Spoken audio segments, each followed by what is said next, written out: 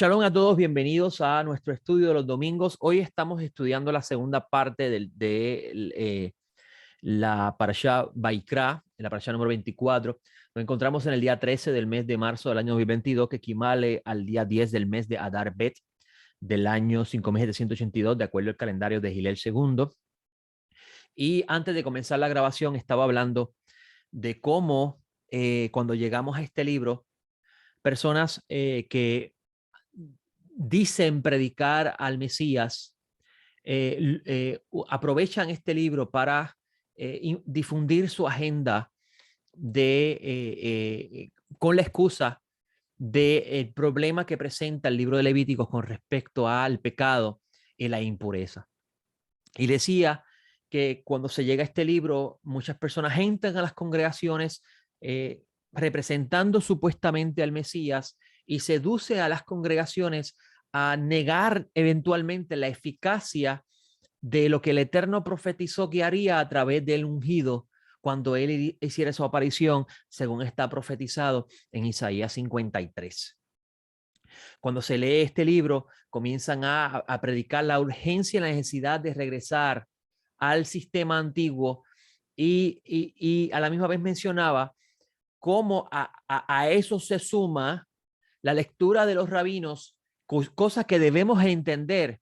El Mesías no ha llegado para el judaísmo rabínico y por consiguiente, al no existir un templo, ellos van a crear un remedio para el problema de la imperfección por causa del pecado.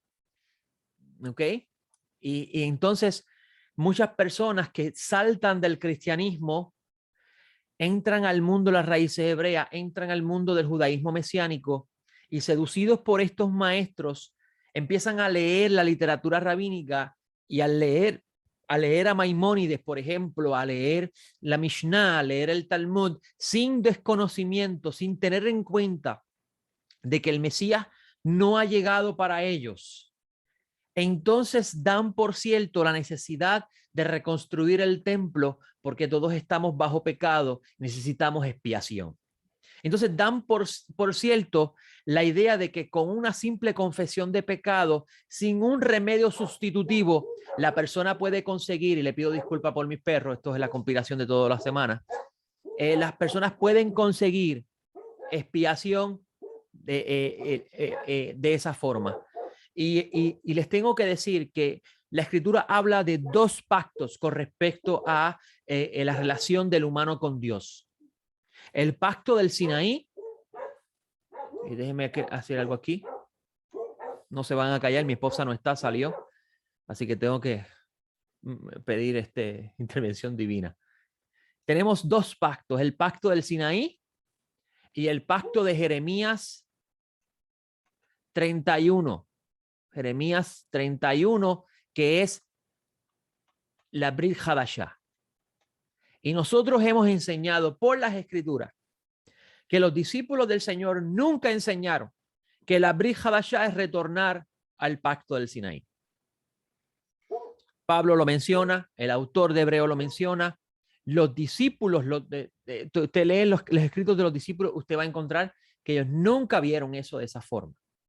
Incluso el propio Eterno, hablando a través del profeta Jeremías, nunca dijo que la Brit Hadashah sería retornar al pacto de Sinaí, sino que sería mucho mejor que el pacto de Sinaí. Y la lectura de Levíticos está construida alrededor del pacto del Sinaí. Si no lo sabía, lea Éxodo y al final de Éxodo usted va a encontrar que va a decir que en el segundo año de estar en el Sinaí, en el primer día del mes, que es el mes de Adar, perdón, el mes de Aviv, el mes de Aviv, el mes de Aviv, que es conocido como Nisan hoy en día, en ese mes del segundo año, el tabernáculo es construido. El tabernáculo es construido. Y si usted va al libro de Números, usted va a encontrar que el libro de Números habla en el segundo año, en el segundo mes de estar en el Sinaí, ellos empiezan a partir. O sea, ellos estuvieron todo el mes de Aviv en el Sinaí recibiendo las instrucciones que están escritas en Levíticos. Por tanto, lo que usted lee en Levíticos pertenece al pacto de Sinaí. ¿Ok?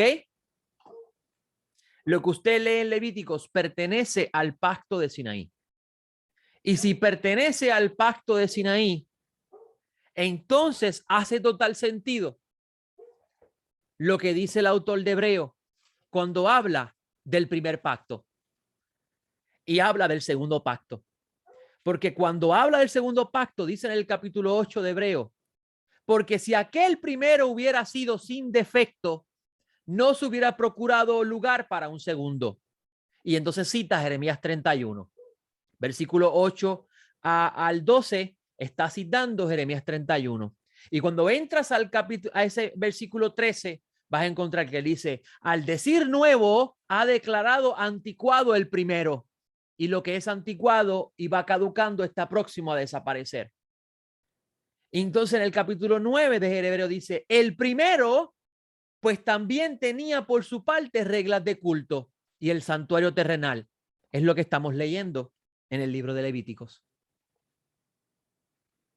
Entonces, todas estas personas que están promoviendo, y escuche bien, nosotros en este ministerio entendemos la posición del mundo rabínico, porque entendemos por parte de los apóstoles que Dios ha cegado al pueblo suyo para que la plenitud de los gentiles entren y que ellos luego serán restaurados y entrarán también. ¿Ok? Y entendiendo eso por parte de los apóstoles del Mesías, podemos entender el remedio que ellos otorgan al problema de la ausencia del templo. Eso nosotros lo debemos entender. Lo que no podemos entender es cómo personas que dicen estar en el Mesías anhelan y promueven el retorno al sistema que pertenece al primer pacto. Eso no lo podemos entender. Claramente, esa promoción atenta contra la verdad de la Brit Hadashah y el poder de Dios en el Mesías para hacer perfecto todas las cosas. ¿Ok?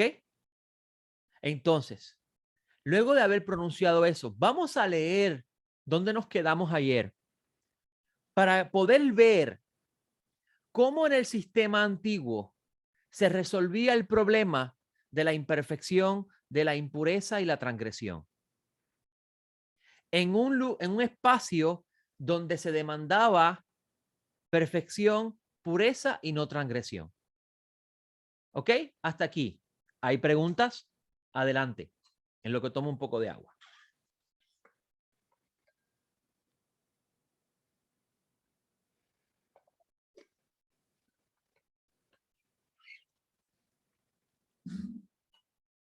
¿Ok? No hay pregunta, significa que todos entendieron. Vamos a borrar entonces y comenzar la lectura.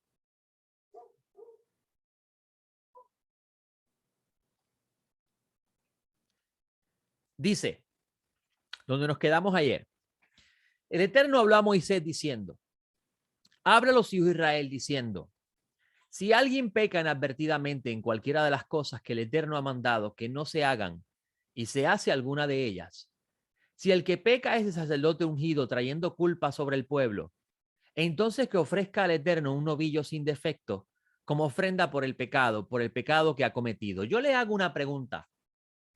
¿Qué dice el texto? El texto dice que si alguien comete una falta, incluso si ese que comete la falta involuntaria, inadvertida, o sea, una falta una falta sin conciencia, por así decirlo, es el sacerdote. ¿Qué debe hacer el sacerdote? Encerrarse en su casa a orar para que Dios lo perdone. ¿Es eso lo que dice el texto? ¿Verdad que no dice eso?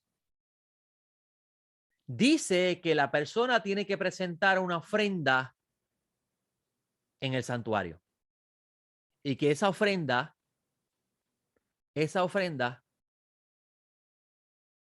es un novillo sin defecto por la ofrenda por el pecado.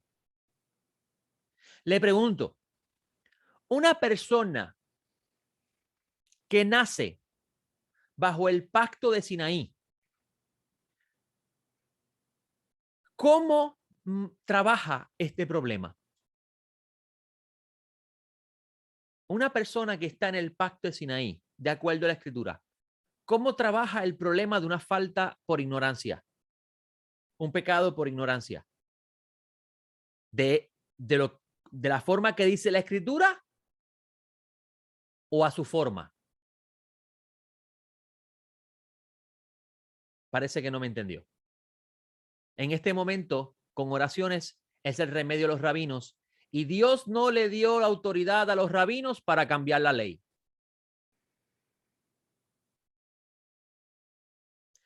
¿Qué dicen los escritos nazarenos? El Mesías dice, toda autoridad me ha sido dada. Quien tiene la autoridad sobre todo, incluyendo las escrituras, es el Mesías. ¿Ok? Es el Mesías. Es el que tiene la autoridad sobre las escrituras.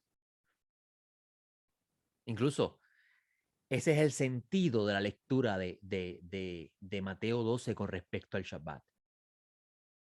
Mashiach es el que decide qué es transgresión y qué no es transgresión en Shabbat. No son los rabinos. Y a los discípulos trataron de adjudicarle transgresión en Shabbat por haber cogido.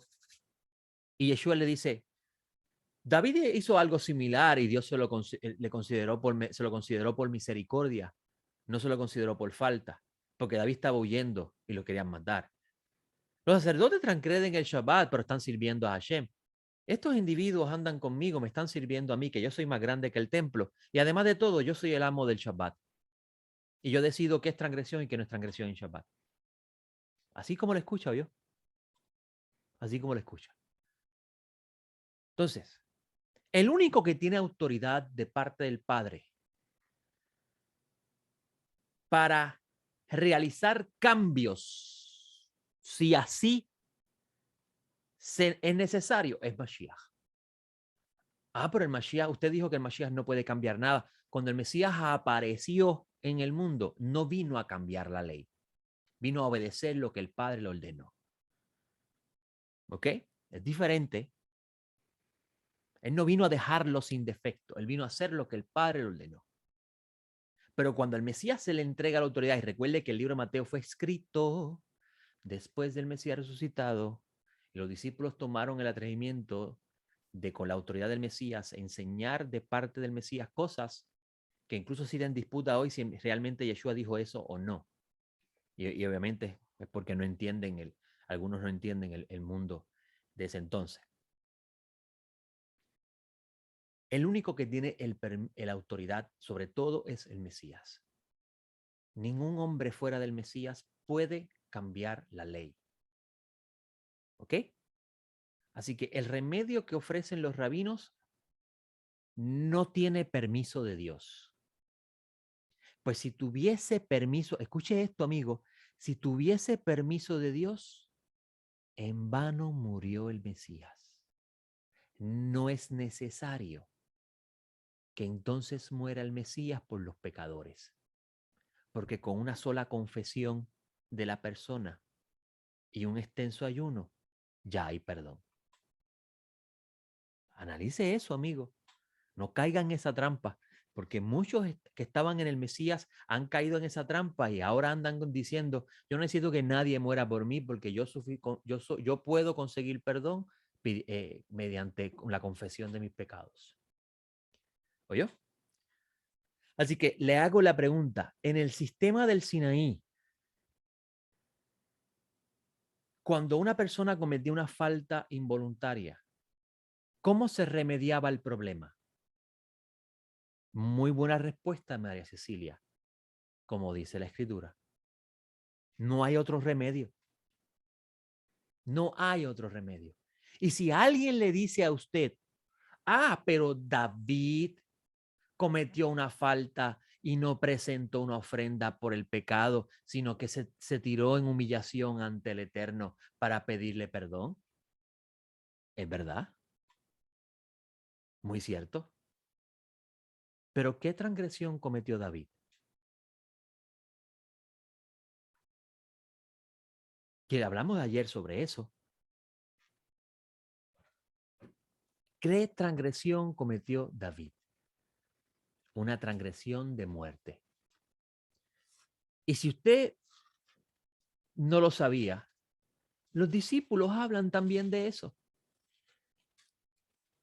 En Primera de Juan, capítulo 5, versículo 16 dice, si alguno ve a su hermano cometiendo un pecado que no es para muerte, pedirá y él le dará vida a los que no pecan para muerte. Hay pecado para muerte acerca de esto. Digo que no se, que es acerca de este, no digo que se ruegue. O sea, hay pecado de muerte, y eso hablamos ayer. Lo que David hizo fue un pecado de muerte, donde no hay, en el sistema de Sinaí no hay remedio, sino la clemencia de Dios. ¿Ok? ¿Qué dice la Torá? El que comete adulterio muere irreversiblemente. ¿Qué hizo David? Cometió adulterio. Aquí estamos hablando de faltas que hay remedios para ello. Exacto, y de asesinato. Aquí estamos hablando de pecados que hay remedios otorgados por el Eterno. Bajo el sistema del Sinaí, aquel que cometía una falta involuntaria tenía que presentar una ofrenda por el pecado. ¿Ok? Ahora que no hay santuario, ¿qué tiene en las manos el pueblo de Israel para conseguir el perdón por un pecado involuntario? No tienen nada. No tienen nada. Por eso es que por ese vacío es que los rabinos crean lo que crean, pero eso que crean los rabinos no fue lo que ordenó Hashem. Porque si lo hubiese ordenado Hashem, entonces es inválida la muerte del Mesías y eso es lo que buscan muchos de ellos, mostrar que la idea cristiana de la muerte del Mesías para el perdón de los pecados no es verdad.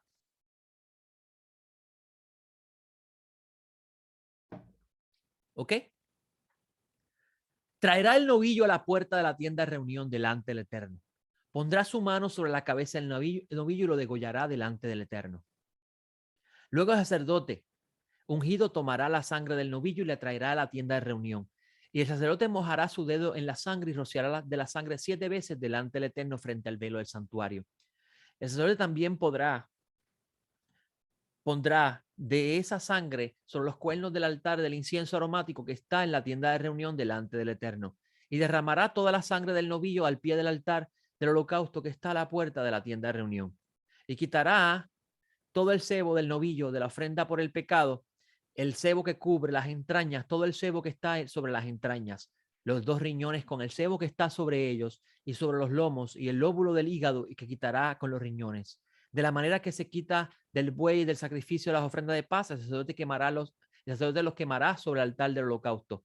Pero en la piel del novillo y toda su carne, con su cabeza, sus patas, sus entrañas y su estiércol, es decir, todo el resto del novillo lo llevará a un lugar limpio fuera del campamento donde se echan las cenizas y lo quemará el fuego sobre la leña, lo quemará donde se echan las cenizas. Si es toda la congregación de Israel la que comete error, el asunto pasa desapercibido y a la asamblea y hacen cualquiera de las cosas que el Eterno ha mandado que no se hagan, haciéndose así culpables. Cuando se llega a saber el pecado que ellos han cometido, entonces la asamblea ofrecerá un novillo del ganado como ofrenda por el pecado y lo traerán delante de la tienda de reunión. Estas son las órdenes que Hashem le está dando a Moisés. Hashem no le está dando más ninguna otra orden con respecto a la transgresión. Por eso vas a ver, cuando tú respetas el documento y lo intentas entender como el antiguo que está recibiendo esta instrucción de parte de Hashem, y lees la carta a los hebreos, usted va a entender mucho mejor la carta. Porque el autor de la carta a los hebreos tiene todo esto en mente cuando comienza a hablar del Mesías y la Brit Hadashah. Con la Brit Hadashah, y la Brit Hadashah se inicia con la aparición del Mesías y él, o mejor dicho, la Brit Hadashah se inicia cuando el Mesías lo inicia en la cena antes de fallecer, de ser llevado a la muerte en Pesaj. Con esto, con esta acción del parte del Mesías, todo esto queda anulado. No es necesario nunca más para el pueblo que sigue a Dios a través de su Mesías. Por eso es que es inconcebible para mí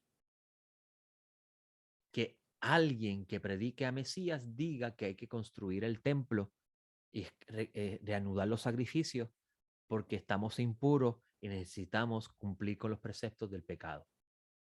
Es inconcebible. Y usan la excusa de Ezequiel. Pero Ezequiel habló del tercer templo. Amigos, cuando Ezequiel vio el templo, no había tan siquiera un segundo templo. ¿Cómo Ezequiel va a ver el tercer templo? Ezequiel vio el templo del reino de Israel, el templo mesiánico, que podía haber sido en su tiempo, pero no lo fue. Y como no lo fue, por eso es que vas a ver el autor de Revelaciones utilizando a Ezequiel dentro de su libro. Gog y Magog está en Revelaciones. La restauración del reino de Israel está en Revelaciones. El pueblo viviendo en paz y Dios entre ellos está en Revelaciones.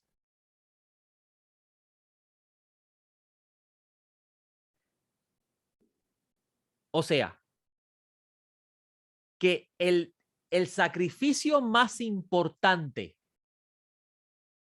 del año es menor a los demás.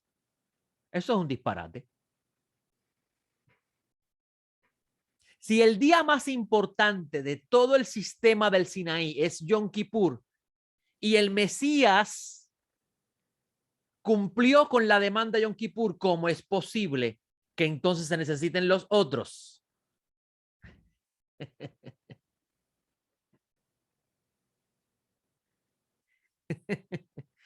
El que cree eso está ciego. Sí, es que lo que pasa es que van con sus agendas. Tienen agendas.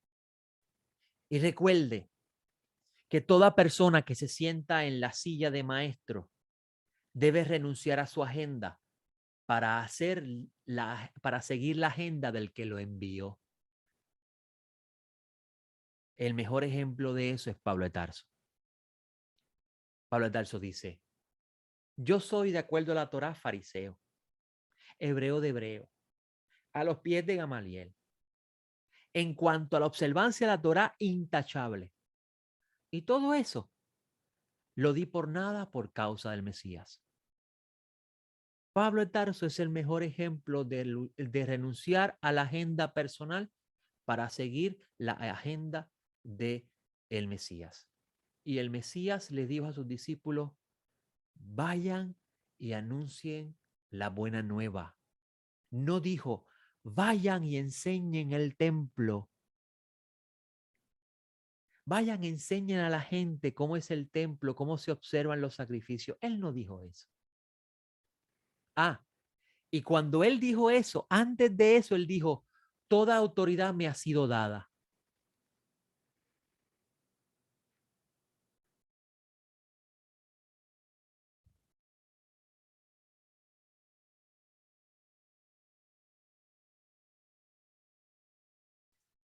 Ok, dice: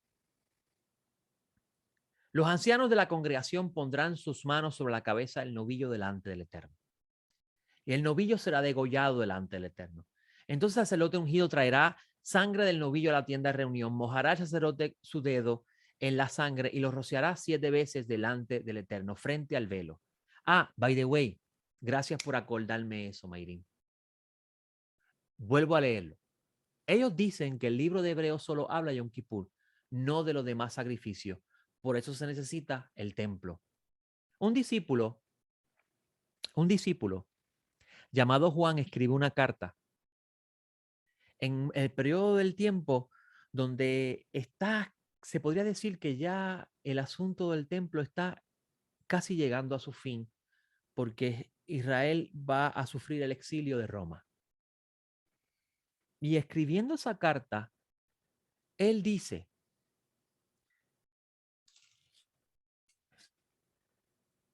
hijos míos, estas cosas os escribo para que no pequéis. Si alguno peca, paracleto tenemos ante el Padre, a Jesús el Mesías el justo. La palabra paracleto se refiere a abogado, el cual es la propiciación por nuestros pecados, no solo por los nuestros, sino también por los de todo el mundo. Más adelante, él dice: si alguno ve a su hermano cometiendo un pecado que no es para muerte, pedirá y le dará vida. Le hago una pregunta. Si es cierto lo que ellos dicen, Mayrin Pacheco, que solamente se habla de Yom Kippur, estamos leyendo ahora en estos momentos un pecado que no es para muerte. ¿Por qué entonces Juan dice que esa persona pedirá y le dará vida? O sea, pedirá se refiere a oración. ¿Ve cómo la mentira se descubre con la propia escritura? No se sostiene. No es bíblico la agenda. Si alguien comete una falta, de acuerdo a la Brit Hadashah, esa persona ora ante Hashem por perdón. Y si el acusador quiere buscar una causa de peso ante Hashem, tenemos defensor a Mashiach. Entonces, si esto es así, ¿para qué quieren sacrificar animales?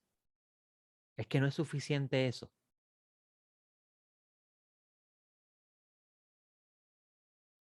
Dígame usted si estoy mal. No es suficiente eso. No se justifica a menos que lo que hay detrás es una agenda.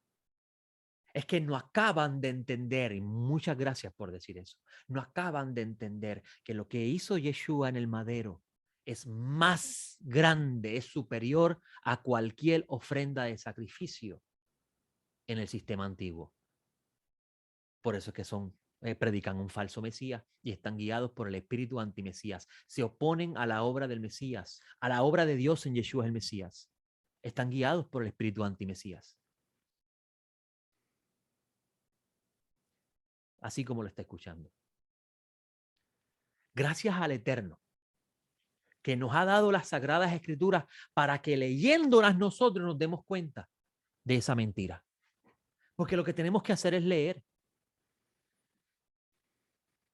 Por ejemplo, la hermana Mayrin me presenta una idea de ello. Es que dicen que Hebreo solo habla de Yom Kippur, por eso se necesitan los sacrificios. Entonces, si eso es cierto, ¿para qué Juan va a decir eso? El que ve a su hermano cometiendo una falta que no es de muerte. Aquí tenemos una lectura, la lectura de Baikra 16, se está hablando de Baikra capítulo 4, de Levítico capítulo 4, habla de una falta que no es para muerte.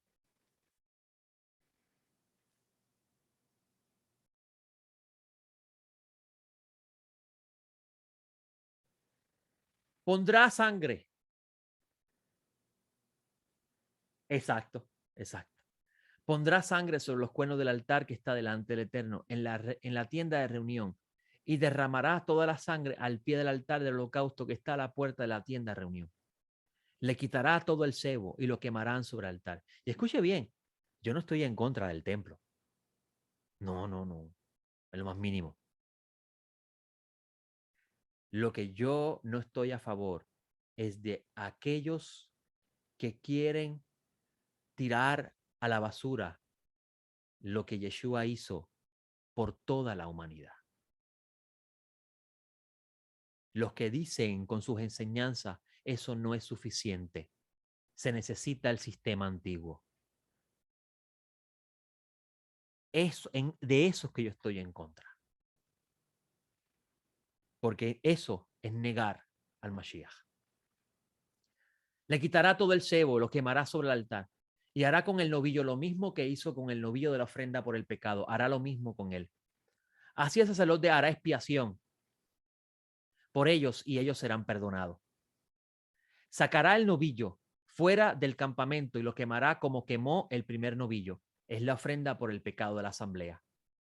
Cuando es un jefe el que peca inadvertidamente, hace cualquiera de las cosas que el Eterno, su Dios, ha mandado que no se hagan, haciéndose así culpable, y se le hace saber el pecado que ha cometido, traerá como su ofrenda un macho cabrío sin defecto. Pondrá su mano sobre la cabeza del macho cabrío y lo degollará en el lugar donde se degüella el holocausto delante del Eterno. Es una ofrenda por el pecado.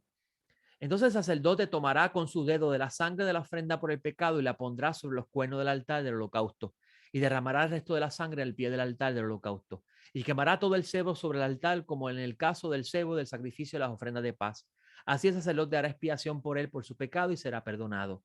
Y si es alguno del pueblo el que peque inadvertidamente haciendo cualquiera de las cosas que el Eterno ha mandado que no se hagan y se hace así culpable, y se le hace saber el pecado que ha cometido, traerá como su ofrenda una cabra sin defecto por el pecado que ha cometido. Pondrá su mano sobre la cabeza de la ofrenda por el pecado y la degollará en el lugar del holocausto. Entonces el sacerdote tomará con su dedo de la sangre y la pondrá sobre los cuernos del altar del holocausto y derramará todo el resto de la sangre al pie del altar. Luego quitará todo el cebo de la manera que se quitó el cebo del sacrificio de las ofrendas de paz y el sacerdote lo quemará sobre el altar como aroma agradable para el Eterno. Así hará expiación por él y será perdonado. Y mientras yo leo esto, ustedes me siguen saltando textos a la mente. Vamos a otro texto más. En el versículo 12 del capítulo 8 de Hebreos, el autor cita a Jeremías diciendo: y seré propicio a sus iniquidades. La palabra propicio escapará y nunca jamás me acordaré de sus pecados. Si eso es para el caso de Yom Kippur, ¿cómo entonces queremos reconstruir el templo para los pecados no intencionales, a los pecados involuntarios? No tiene sentido, en lo más mínimo. Pero si trae un cordero como ofrenda por el pecado, que traiga una hembra sin defecto, pondrá su mano sobre la cabeza de la ofrenda por el pecado y la degollará como ofrenda por el pecado en el lugar donde se degüella el holocausto. Entonces el sacerdote tomará con su dedo de la sangre de la ofrenda por el pecado y la pondrá sobre los cuernos del altar del holocausto y derramará todo el resto de la sangre al pie del altar. Luego quitará todo el cebo de la misma manera que se quita el cebo del cordero del sacrificio de las ofrendas de paz, y el sacerdote lo quemará en el altar con las ofrendas encendidas para el Eterno. Así hará el sacerdote expiación por él, por el pecado que ha cometido, y será perdonado. Si alguien peca al ser llamado a testificar siendo testigo de lo que ha visto o sabe o no lo declara, será culpable. O sea, esto es una falta por haber sido testigo de una acción y no haberlo declarado. Este es el remedio que se va a realizar para esa falta. No hay más ninguno en el pacto del Sinaí. No hay más ninguno.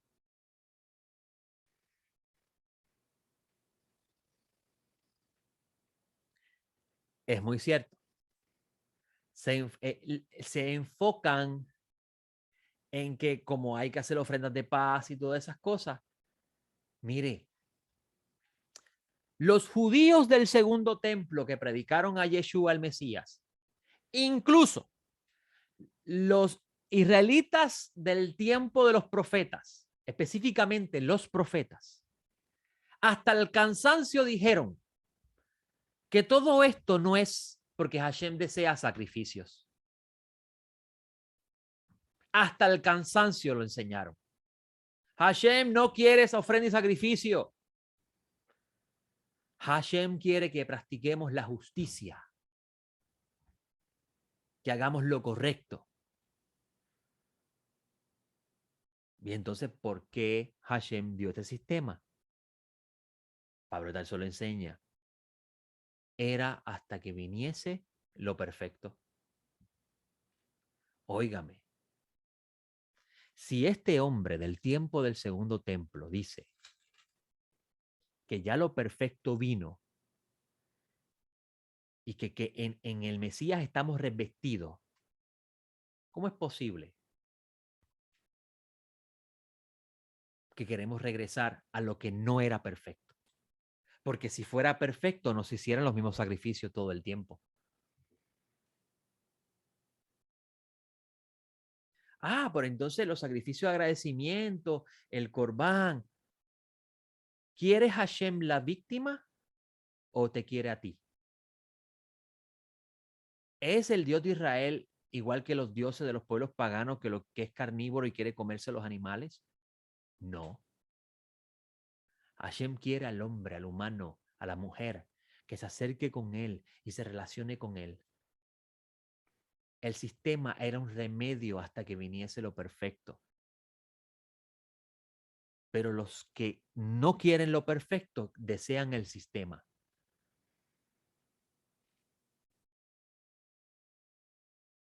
By the way, el sistema Hashem se lo quitó a los levitas. Exactamente. Mire el texto de Pablo de Tarso. Ah, y el templo estaba en pie en ese momento. Preséntese usted como sacrificio al Eterno. ¿Cómo es eso? ¿Qué significa eso? Nuestra forma de vida con una conducta racional, una conducta correcta, es un sacrificio agradable al Eterno. Lo dice el mismo texto. Así que, hermanos, os ruego por las misericordias de Dios que presentéis vuestros cuerpos en sacrificio vivo. Si usted lee hasta ahí, usted va a pensar que Dios quiere que usted se inmole. No. Dice Pablo de Tarso, santo, agradable a Dios, que es vuestro culto racional. La palabra culto significa nuestro servicio racional, nuestra forma de vida de acuerdo a lo correcto. Es una ofrenda agradable al Eterno. Eso es eso. Y él lo dijo hace 2000 años atrás. Y en ese entonces estaba el templo en pie. Pero los gentiles no podían ir. Más si estaban en el Mesías, porque el Mesías era considerado un rebelde a los ojos del sacerdocio de ese tiempo. ¿Ha cambiado eso 2000 años después? Me parece que cambió. Porque hay unos que no fueron escogidos directamente por el Mesías, como lo fue Pablo de Tarso, que se le apareció y le dijo, tú me vas a hacer esto, tú vas a hacer esto. Y están enseñando otra cosa. Interesante, ¿no? Si alguien toca cualquier cosa inmunda, ya sea cadáver de una fiera inmunda, o el cadáver de ganado inmundo, o el cadáver de un reptil inmundo, aunque no se dé cuenta de ello y se contamina, será culpable. O si toca inmundicia humana de cualquier clase que sea la inmundicia, o que se contamine sin darse cuenta y después llega a saberlo, será culpable. O si alguien sin pensar jura con sus labios hacer mal o hacer bien en cualquier asunto, que el hombre hable sin pensar con juramento, sin darse cuenta, y luego llega a saberlo, será culpable de cualquiera de estas cosas. Así será cuando llegue a ser culpable de cualquiera de estas cosas, confesará aquello en que ha pecado, dará también al Señor su ofrenda por la culpa, por el pecado que ha cometido, una hembra del rebaño, una cordera o una cabra como ofrenda por el pecado, el sacerdote le hará expiación por su pecado.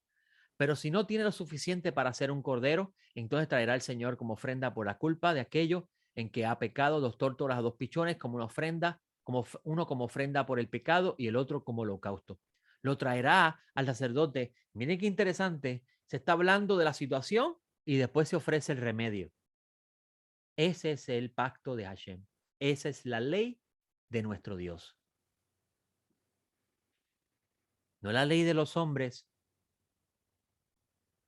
Entonces, ¿por qué tenemos problema cuando alguien nos dice, Dios ha dejado sin efecto la ley? ¿Por qué tenemos problemas con eso? Si es verdad, ¿es o no es verdad? ¿Dejó sin efecto esa ley el Eterno, sí o no? Si estuviera en efecto, entonces tenemos un problema serio. No tenemos templos, todos estamos impuros, necesitamos la reconstrucción del templo. ¿Ahora entiende la dinámica rabínica?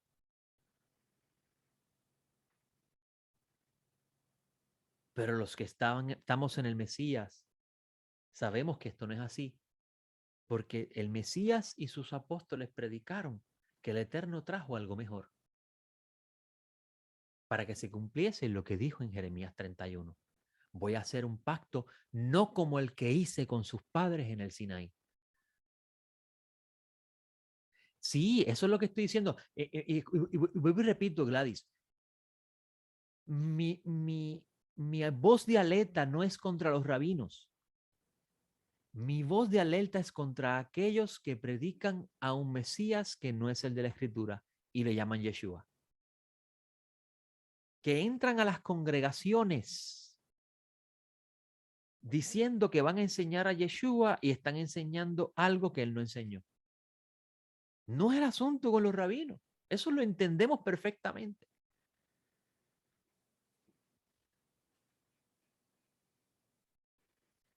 Rociará también la sangre. Para ser más específico, estoy hablando de los maestros de las raíces hebreas. Los maestros de las raíces hebreas están enseñando que se necesita un santuario. Nuevamente, porque todos estamos impuros, necesitamos la vaca alazana, necesitamos otra vez celebrar Yom Kippur, necesitamos las ofrendas, los sacrificios por el pecado, necesitamos todo eso de nuevo. Hay que celebrar pesas como debe ser, necesitamos el templo para que se pueda observar todo eso. Predicando a un Mesías que los apóstoles no predicaron. Los apóstoles no enseñaron eso.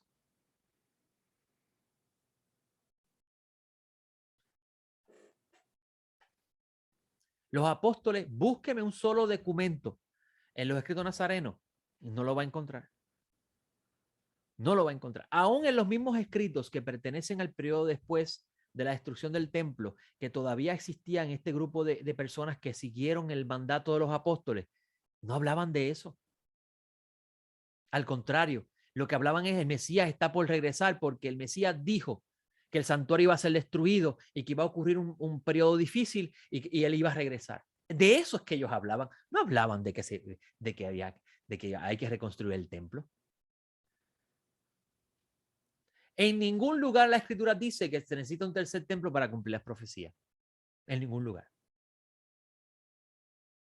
Yeshua está en el capítulo 23 de Mateo. Cuando lleguemos ahí en ese estudio lo hablaremos con más claridad. Llamando la atención a los que se sientan en la silla de Moisés, que están confundiendo al pueblo en ese tiempo. Que le llama sepulcros blanqueados, hipócritas, que hacen un converso y lo convierten más esclavos que libre. Y anuncia en ese mismo capítulo que Jerusalén iba a ser desolada. En el versículo 37. Jerusalén, la que mata a los profetas. Vas a estar desolada y no me vas a ver más hasta que diga, bendito el que viene en el nombre del Eterno. Y cuando él termina de decir eso, los discípulos le dicen, maestro, ¿ves estas edificaciones? Y Yeshua le dice, nada de esto va a quedar en pie. ¿De qué está hablando Yeshua ahí? Del tercer templo. Si Yeshua estuviera hablando del tercer templo, no le mostrara, los discípulos no le enseñaran esas edificaciones. Yeshua está hablando de ese santuario. Nada de esto va a quedar en pie. Y los discípulos le dicen, maestro, ¿y cuándo va a ser esto?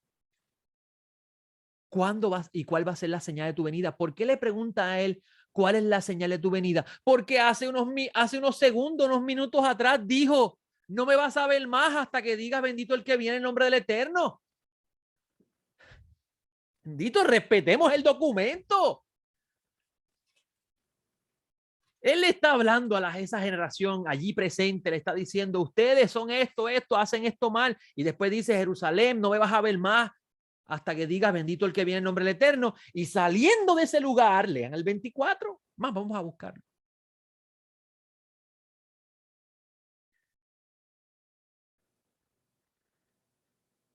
Dice él, maestro diciendo, desde ahora en adelante, Yeshua está hablando ahí en ese momento, de ningún modo me vas a ver hasta que digas bendito el que viene en nombre eterno. Y saliendo Yeshua se iba del templo. ¿Dónde está diciendo eso? En el santuario.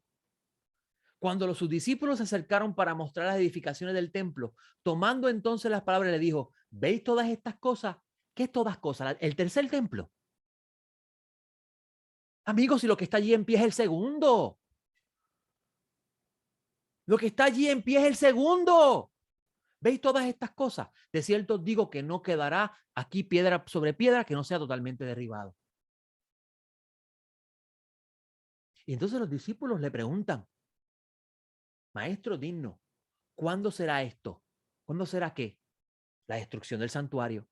¿Cuál será la señal de tu venida? ¿Por qué él dice eso? Le preguntan eso. Porque él dijo, no me vas a ver más hasta que diga bendito el que viene en nombre del Eterno. ¿Y cuándo será la consumación de la era? ¿La era de qué? La era de la maldad, porque está llamando la atención a esa generación que están practicando el mal. Y en esas tres preguntas se desarrolla todo el capítulo 24. De ninguna forma, ahí Yeshua está diciendo que en el tercer templo va a venir la abominación desoladora y se van a cumplir las profecías. Lean el tercer templo de Ezequiel, si es que lo ve y no lo es. Lean el tercer templo de Ezequiel. El tercer templo de Ezequiel se construye, si es el tercer templo, vamos a ser más claros, el templo que Ezequiel ve se construye después que Israel vive tranquilo en la tierra. ¿Cómo es posible que le prediquen a ustedes que se necesita el tercer templo para que se cumplan las profecías del anticristo y de la abominación desoladora cuando Ezequiel dice que en ese templo se va a construir después que Israel viva tranquilo y Hashem more con ellos? ¿Acaso no podemos ver el texto? Perdona que me alarme así, pero es que Hashem, Dios mío, cuánta ceguera hay.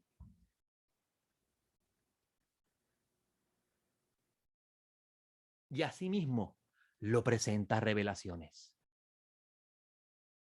Mashiach reconstruye a Israel. Establece la monarquía. Trae la paz al mundo. Y después viene Gog y Magog, como está escrito así en Ezequiel. Israel habitará tranquilo y aparece Gog y Magog y Hashem es el que lo hace que ocurra. Se consuma Gog y Magog y luego viene el santuario de Hashem a morar con el pueblo para siempre. Lea Ezequiel.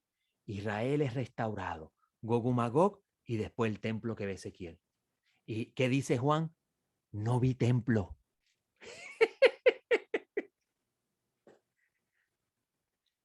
Lo que Ezequiel ve, Juan dice, no vi santuario en Jerusalén, porque el Cordero es el santuario. Pero es tan ciego.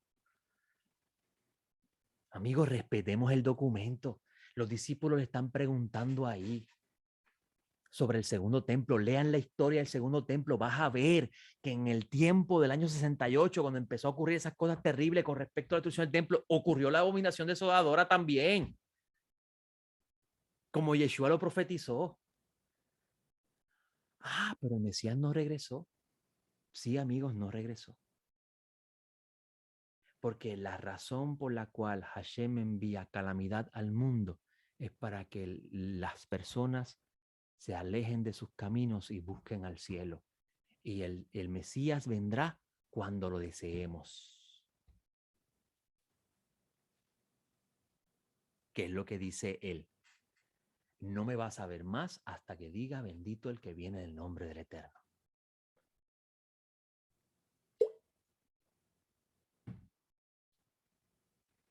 Ahora, si usted no quiere creer el documento, pues siga en el sueño de ellos. Lo siento. Pero mientras usted se siente a estudiar aquí, o me escuche a mí en la radio, o vea luego este video en YouTube, o lo vea en la página web, nosotros nos vamos a mantener en lo que dice el texto y no lo vamos a alterar. Así que el asunto de Rusia-Ucrania no es Gog y Magog. El Mesías no viene en el 2025. porque ni tan siquiera los ángeles del cielo saben la fecha, ni tan siquiera el Mesías sabe la fecha de su retorno. ¿Cómo es posible que venga un ser humano acá a decir viene tal fecha? Y la cosa es que ya lo ha dicho varias veces en otros años, no ha venido. En el mundo americano también hay otro que hace lo mismo y la gente le sigue creyendo. Cuando la escritura dice que esos son falsos profetas. Ese es el orden. Muy bien. La era mesiánica, conocido como el milenio, después Gog y Magog, después cielo nuevo y tierra nueva y Yeshua siendo el templo. Ese es el orden. Y así mismo está en Ezequiel. Así mismo está en Ezequiel. La era mesiánica, el Valle de los Huesos Secos y la unión de las dos casas, esa es la restauración del reino de Israel. Después, ¿qué viene después en Ezequiel? Gog y Magog. Y después, la reconstrucción del santuario. Que Juan dice, no vi templo. Ah, pues Hashem hizo un cambio. Hashem hizo un cambio a la profecía. Si usted entiende que todas las profecías giran alrededor de un principio, no va a tener problema con las profecías. ¿Cuál es ese principio?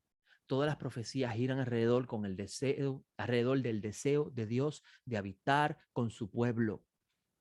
En eso se construyen las profecías.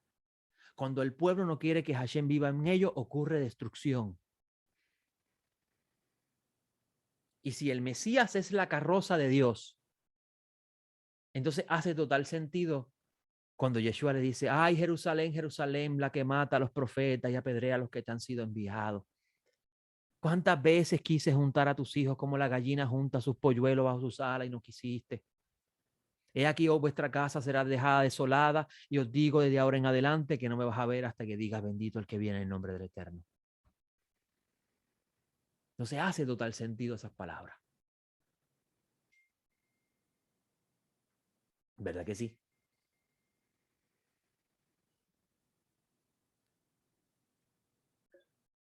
Pero como estas personas también están más pendientes al anticristo que al Mesías, y lo digo del lado de la cristiandad, leen el libro de Revelaciones y piensan que todo lo que está pasando en el libro de Revelaciones lo está haciendo el diablo, no es Dios.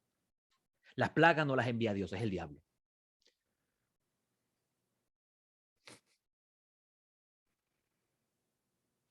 Terrible, ¿no? Es terrible. Seguimos aquí.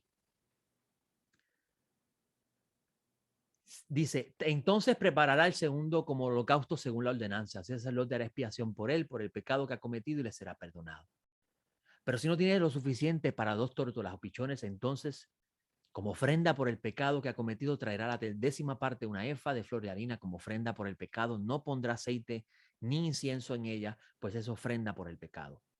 Y la traerá al sacerdote como el sacerdote tomará de ella, y el sacerdote tomará de ella un puñado como memorial y la quemará sobre el altar como con las ofrendas encendidas para el Eterno, es ofrenda por el pecado. Así el sacerdote hará expiación por el pecado que ha cometido en alguna de estas cosas y le será perdonado, y el resto será del sacerdote como la ofrenda del cereal. Habló el Eterno diciendo a Moisés, si alguno comete una falta y peca inadvertidamente en las cosas sagradas al Eterno, traerá su ofrenda por la culpa al Eterno un carnero sin defecto de rebaño conforme a tu evaluación en ciclos de plata según el ciclo del santuario como ofrenda por la culpa. Hará restitución por aquello que ha pecado en las cosas sagradas y añadirá a ellos la 5ª parte y se lo dará al sacerdote. El sacerdote hará expiación por él con el carnero de la ofrenda por la culpa y le será perdonado. Si alguno peca y hace cualquiera de las cosas que el Eterno ha mandado que no se hagan, aunque no se dé cuenta, será culpable y llevará su castigo. Entonces traerá al sacerdote un carnero sin defecto del rebaño conforme a tu evaluación como ofrenda por la culpa. Así el sacerdote hará expiación por él, por su error mediante el cual ha pecado inadvertidamente sin saberlo y le será perdonado. Esa ofrenda por la culpa ciertamente era culpable delante del Eterno. Entonces habló el Eterno a Moisés diciendo, si alguien peca y comete una falta contra el Eterno, engañando a su prójimo en cuanto a un depósito o cualquier cosa que se le ha confiado, o por robo, por haber extorsionado a su prójimo, o ha encontrado lo que estaba perdido y ha mentido acerca de ello y ha jurado falsamente, de manera que peca en cualquiera de las cosas que suele hacer el hombre. Será entonces que cuando peque y sea culpable devolverá lo que tomó al robar y lo que obtuvo mediante extorsión, o el depósito que le fue confiado, o la cosa perdida que ha encontrado, o cualquier cosa acerca de la cual juró falsamente, hará completa restitución de ello y le añadirá una quinta parte más. Se la dará al que le pertenece en el día en que presente su ofrenda por la culpa. Entonces traerá al sacerdote su ofrenda por la culpa para el Eterno, un carnero sin defecto del rebaño, conforme a tu evaluación como ofrenda por la culpa. Y el sacerdote hará expiación delante del Eterno y le será perdonada cualquier cosa que haya hecho que sea culpable. Y ahí termina la lectura de esta semana. Y si prestaron atención al detalle por detalle de la lectura, el Eterno le entrega a Moisés un sistema que sería supervisado por los levitas, específicamente por la familia de Aarón. Y ese es el sistema que funcionará en Israel hasta que venga lo perfecto. No iba a ser un sistema permanente. ¿Por qué no iba a ser un sistema permanente? Si usted va al principio del libro, el libro le va a decir al principio que el ser humano gozaba de una perfección única. Una perfección que le permitía estar cerca de Dios, o Dios estar cerca de él, por así decirlo. Una perfección que él perdió por causa de la transgresión, por causa del pecado. Y consigo entró la imperfección al mundo, entró la muerte al mundo, entró todo lo que el Eterno no deseó que fuera para el humano. Por tanto, analizando los primeros capítulos de Génesis antes de la caída del humano, podemos entender que este sistema que Hashem le está dando a Israel es un remedio temporero, no iba a ser permanente. Pues el humano no fue creado para morir, número uno, y la creación no fue creada para vivir en la impureza, en la imperfección. Por eso vas a encontrar que Pablo de Tarso dice que la ley fue entregada por causa de las transgresiones hasta que viniese la descendencia que fue prometida, fue promulgada por medio de los mensajeros, y que esa descendencia prometida era el Mesías, y una vez llegado el Mesías, todos los requerimientos de la ley se cumplen en él, y ahora esperamos su retorno para que él nos lleve a nosotros a la absoluta perfección que Hashem desea que tengamos, para que entonces Hashem sea en todos por todos. Eso lo predicaron los discípulos, y eso es lo que nosotros debemos promulgar. El retorno del Mesías, para que entonces el plan de Dios se realice a perfección, con la resurrección de los muertos, la transformación de este cuerpo de pecado, como dice Pablo de Tarso, y la restauración de toda la creación. Por eso es que Pablo de Tarso dice en Romano, y con esto cierro el estudio de hoy: considero que los sufrimientos, Romanos 8:18, del tiempo presente no son dignos de ser comparados con la gloria venidera que va a ser revelada en nosotros. Porque el profundo anhelo de la creación espera la revelación de los hijos de Dios.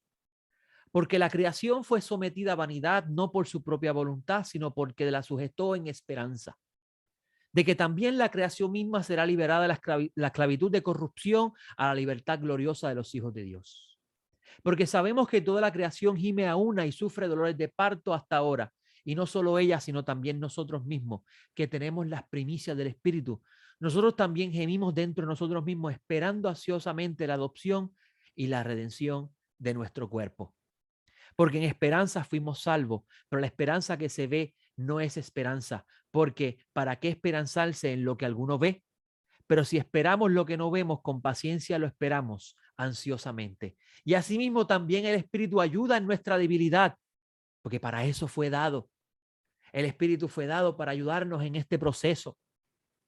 Nos ayuda en nuestra debilidad, pues no sabemos ni tan siquiera cómo orar como conviene, pero el mismo Espíritu intercede con gemidos indecibles.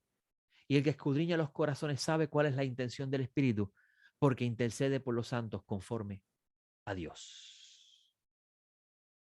Esa es la esperanza que tenemos y a eso aspiramos. No a lo pasajero, sino a lo permanente. Pues le pregunto yo, ¿qué sacrificio por expiación, de expiación por el pecado, o qué ofrenda de agradecimiento le hacía Adán cuando estaba en el huerto del Edén?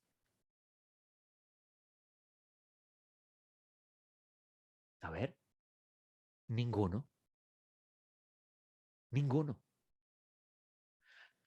Inmediatamente comenzó la primera transgresión, comenzaron los sacrificios. Y el primero que hace un sacrificio es Dios. Lea el libro. Para vestir con las pieles de esos animales, darles ropa al humano. O sea, antes de la transgresión no existía ninguna forma de ofrenda a Dios. A partir de entonces empieza a surgir eso. Así que los sacrificios, el sistema de sacrificio es un complemento como consecuencia de la entrada del pecado al mundo. Por eso usted va a encontrar que el Eterno comienza diciéndole a Moisés, si alguien se quiere acercar a mí, este es el medio. Hay una víctima que se interpone entre lo imperfecto y lo perfecto. Ese es el significado de los sacrificios. Aún, y miren qué interesante, esa lectura, así como esa lectura del asunto de la ofrenda de aproximación, no es la ofrenda por el pecado, ¿yo? Es una simple ofrenda de aproximación. O sea, que el humano, aún no practicando pecado, está imperfecto ante Hashem. Pablo de Tarso lo dice, por causa de la carne, que es imperfecta, del pecado que mora en mí. Entonces, el sistema es un remedio para el problema de la transgresión y de la imperfección del humano después de la caída. No es algo que iba a ser para siempre. Si alguien se quiere acercar a mí, tiene que traer una víctima que se interponga entre mí y él. Eso lo sabían muy bien los discípulos. Y por eso que cuando se habla de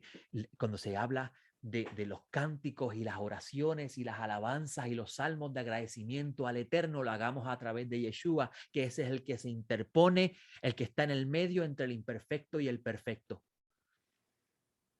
para que seamos aceptos ante Dios. Y eso es en cánticos y alabanzas a Dios.